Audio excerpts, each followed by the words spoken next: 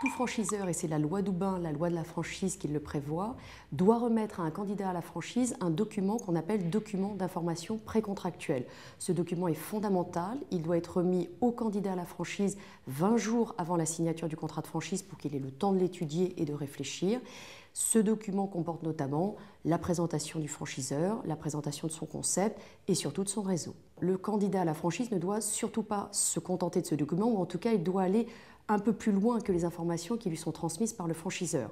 Ce que l'on peut constater souvent en tant qu'avocat de franchisé, c'est que le pire ennemi du franchisé, ça n'est pas forcément le franchiseur, mais c'est son propre enthousiasme. Cet enthousiasme qui va finalement l'aveugler et l'empêcher de regarder de très près, de manière très objective, les fameuses informations qui lui sont transmises par le franchiseur. Ce que l'on peut conseiller à un candidat à la franchise, c'est tout d'abord de s'assurer que le franchiseur, au départ, a lui-même, notamment dans un magasin pilote, tester son propre concept et c'est lui-même assuré de la rentabilité de son concept avant d'imaginer de le vendre à des franchisés. Le franchisé doit également s'assurer des moyens dont dispose le franchiseur.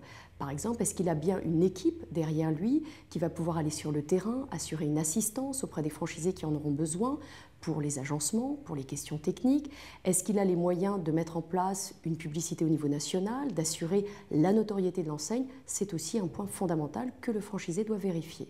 Le franchisé, évidemment, s'assure de l'évolution du réseau, combien de franchisés ont ouvert un magasin depuis que le concept a été imaginé par le franchiseur.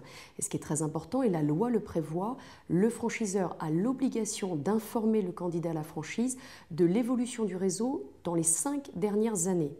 Mais il doit aussi informer le franchisé du nombre de franchisés qui sont partis, qui ont quitté le réseau la dernière année. Par exemple, si le franchiseur annonce au candidat que 5 franchisés ont quitté le réseau depuis 12 mois, le franchisé ne doit pas se contenter de ce chiffre et doit se poser la question, obtenir l'information du pourquoi. Est-ce que c'est pour une question de rentabilité ou est-ce que c'est pour un autre motif ? On peut aussi conseiller aux franchisés de regarder de très près les chiffres d'affaires réalisés par les autres franchisés du réseau qui sont déjà en place.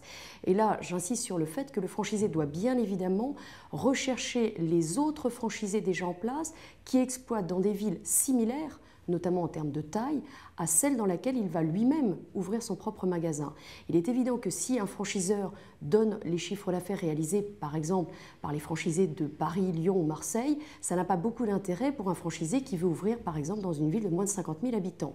Donc il doit faire très attention à s'assurer que le concept est bien rentable dans des villes similaires à celle dans laquelle il projette d'ouvrir. Dernier conseil que l'on peut donner à un candidat, ne pas hésiter à appeler les franchisés du réseau, surtout là encore les franchisés qui sont dans une ville comparable à la sienne, pour leur poser des questions, s'assurer de la bonne rentabilité, de l'état d'esprit du franchiseur, de l'ambiance qu'il y a dans le réseau et surtout toute question utile par rapport au concept et son application. Trop souvent, on s'est aperçu que les franchiseurs opposaient aux candidats à la franchise qui étaient un peu curieux et qui posaient des questions légitimes un prétendu secret, confidentialité des chiffres. Là, bien évidemment, il n'y en a pas. Si le franchiseur refuse de répondre aux questions très clairement, s'agissant notamment des chiffres et l'évolution du réseau, il faut que le franchisé en tire immédiatement les conclusions qui s'imposent et parte en courant.